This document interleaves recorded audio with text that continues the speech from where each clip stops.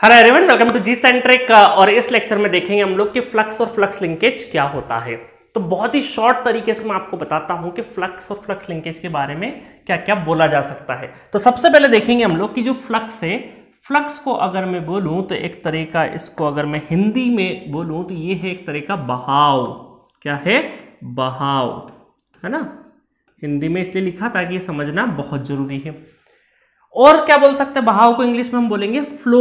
किस चीज का फ्लो है ये फ्लो है मैग्नेटिक फील्ड लाइंस का। Flow of magnetic field lines. Magnetic पूरा लिख देते हैं, magnetic field lines. Field lines का फ्लो है। ठीक है, थोड़ा सा मैं मैग्नेट से समझाता हूं, बार मैग्नेट से, ताकि और थोड़े से अच्छे से समझ में आएगा, है ना।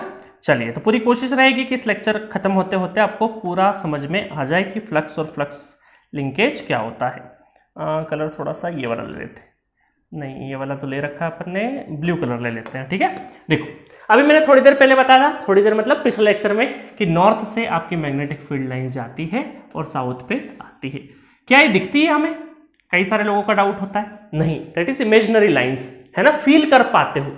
कैसे फील करते हो? दो चुंबक को पास में ले जाओगे या निडल को ले जाओगे, तो जैसे ही एक बार मैग्नेट लो और एक दूसरा मैग्नेट लो, जब इतनी डिस्टेंस पे, तब आपको एक्सपीरियंस कुछ भी नहीं हो रहा होगा। जैसे जैसे पास में ले जाओगे तो कुछ डिस्टेंस के बाद में इस पर्टिकुलर मैग्नेट का एरिया और इस पर्टिकुलर मैग्नेट का एक इमेजिनरी क्या है, एक एरियल डिवीजन है, वो कहीं ना कहीं आपस में जब आते हैं तो रिपल्शन या फिर अट्रैक्शन हमें हमारे हाथों में वो फोर्स, रिपल्शन फोर्स और अट्रैक्शन फोर्स महसूस होता है।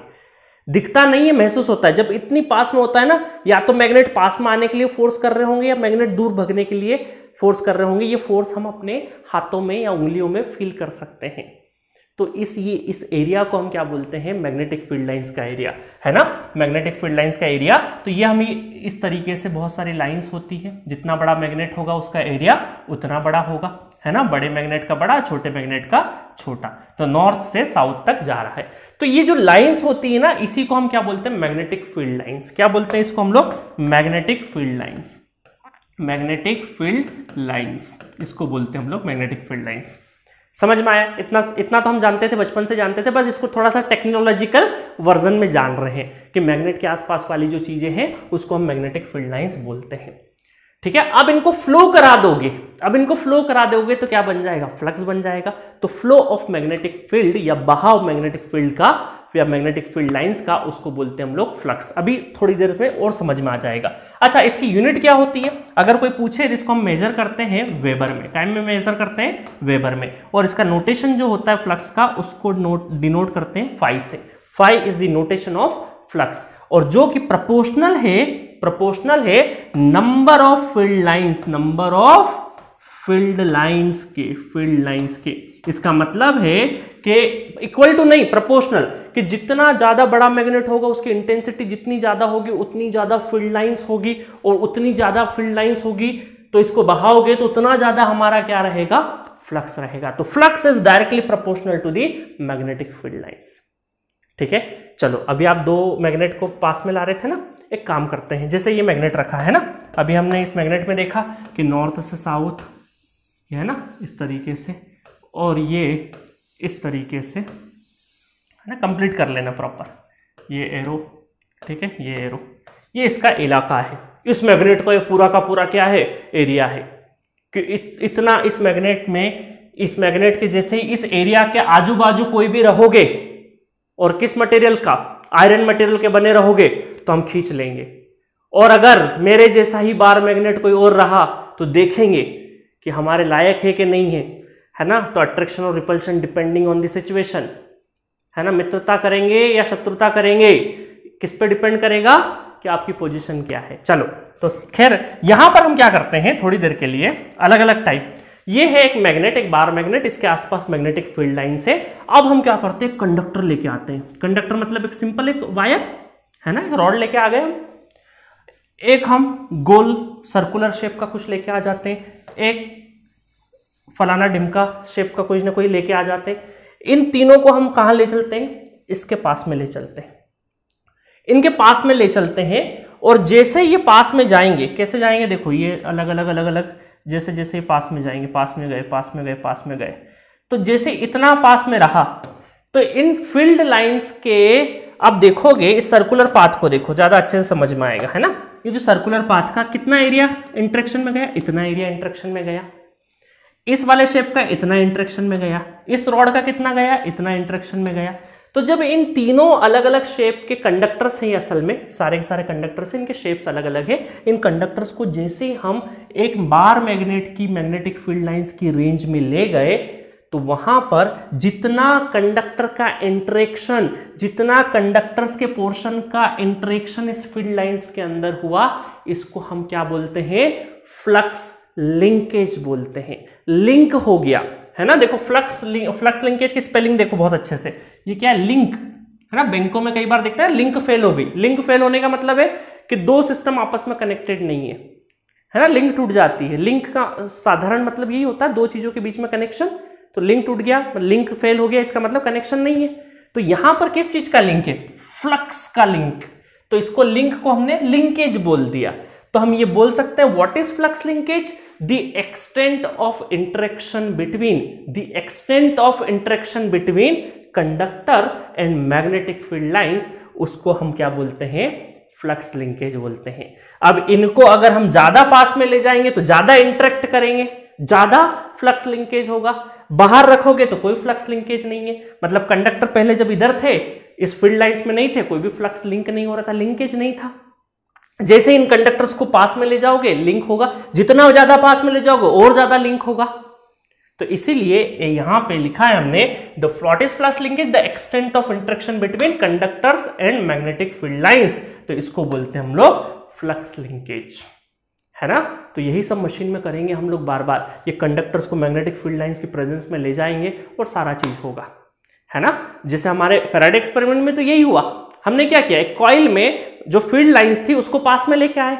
अभी हम यहां पे कंडक्टर्स को पास में ले जा रहे हैं, वहां हमने मैग्नेटिक फील्ड लाइंस को, change in magnetic field lines को किसी कॉइल के थ्रू पास करवाया, तो हमें क्या मिला, फ्लक्स लिंक, जो फ्लक्स का लिंकअप हुआ, लिंक हुआ, तो उसकी वजह से क्या मिला हमें, वहां पे इंड्यूस ईएमएफ की वजह से हमें करंट फ्लो किया और डिफ्लेक्शन मिला, है ना। तो यही सब चीज था हमारे फैराडे एक्सपेरिमेंट में। चलो इसको थोड़ा सा और टेक्निकल तरीके से समझते हैं, है ना।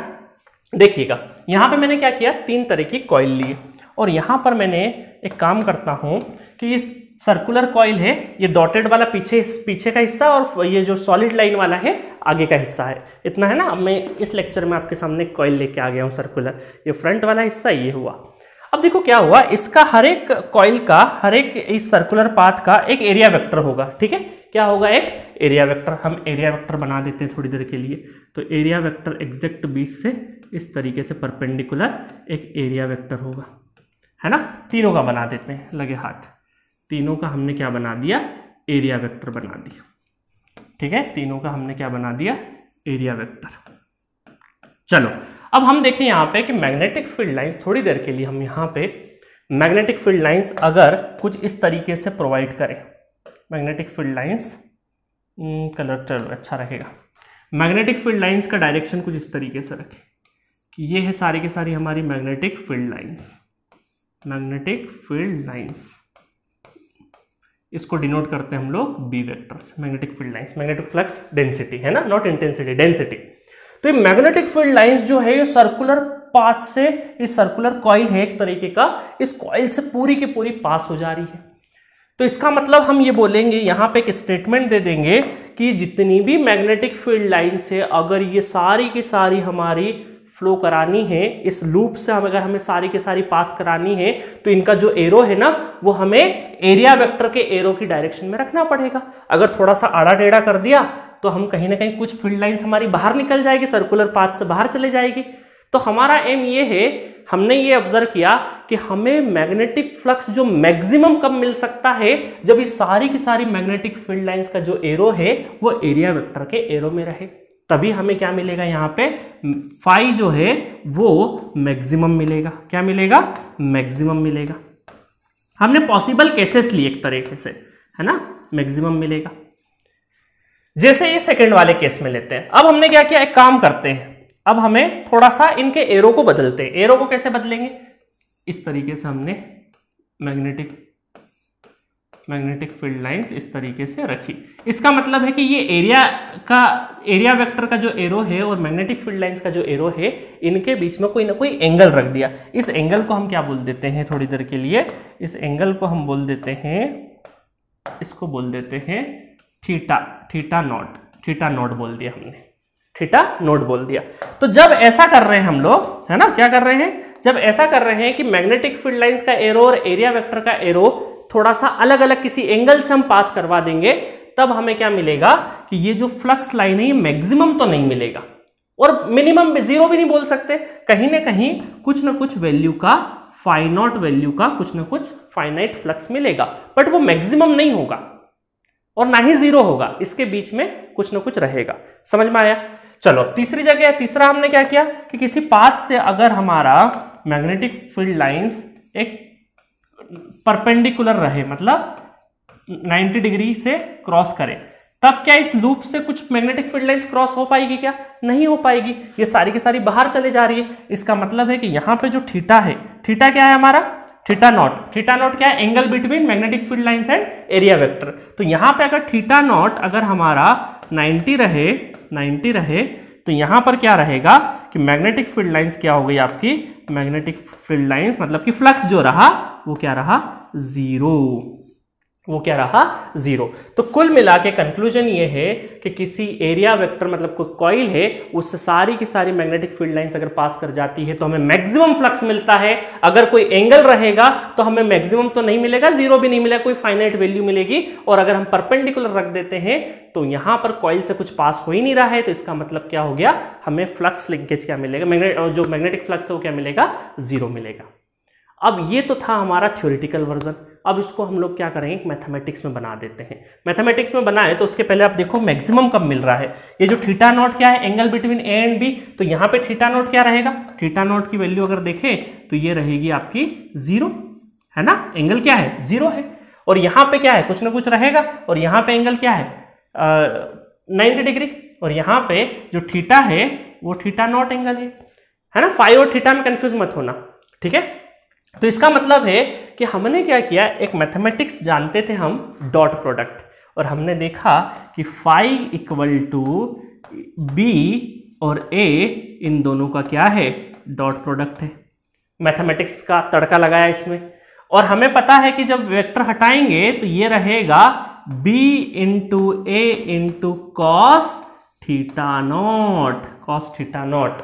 तो ये फॉर्मूला हमने क्या करा, मैथमेटिक्स से बनाया फ्लक्स का। तो फ्लक्स का formula B A cos theta, theta क्या है, angle between B and area vector. देखो आप रख के देखो, वैल्यू जीरो रखोगे, थीटा जीरो है ना, theta nought zero, cos zero कितना हुआ, बी ए, मैक्सिमम मिला कि नहीं। यहां पे रख phi equal to theta nought, तो कोई ना कोई फ्लक्स की वैल्यू मिलेगी। यहां देखो थीटा नॉट क्या है, 90, कॉस 90 क्या हो गया, जीरो, तो फ्लक्स की वैल्यू क्या हो गई, जीरो हो गई। तो इस तरीके से हमने ये मैथमेटिक्स का तड़का लगा के फ्लक्स को डिफाइन किया। अब हमें क्या करना है, फ्लक्स को डिफाइन कर दिया हमने, फ्लक्स और फ्लक्स लिंकेज के बारे में आपको पता लग गया, फ्लक्स को डिफाइन कर दिया, और क्या है flux, B A cos theta nought. अब इन तीनों के अंदर हमें क्या करना है कि इंड्यूस ईएमएफ क्रिएट कराने के लिए चेंज इन मैग्नेटिक फ्लक्स होना चाहिए। चेंज होने का मतलब है कि इस फाई में चेंज होने का मतलब है कि अगर आप किसी तरीके से इस बी में चेंज ला दो तो भी फ्लक्स चेंज हो जाएगा, किसी तरीके से आप एरिया में चेंज ला दो तो भी क्या हो जाएगा, फ्लक्स चेंज हो जाएगा, और किसी तरीके से थीटा नॉट में चेंज ला दो तो भी आपका फाई चेंज हो जाएगा।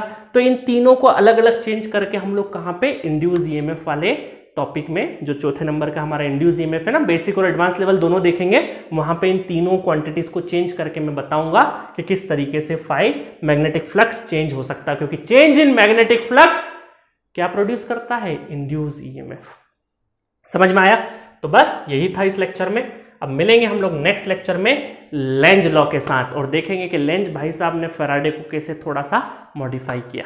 ठीक है, ओके, थैंक यू।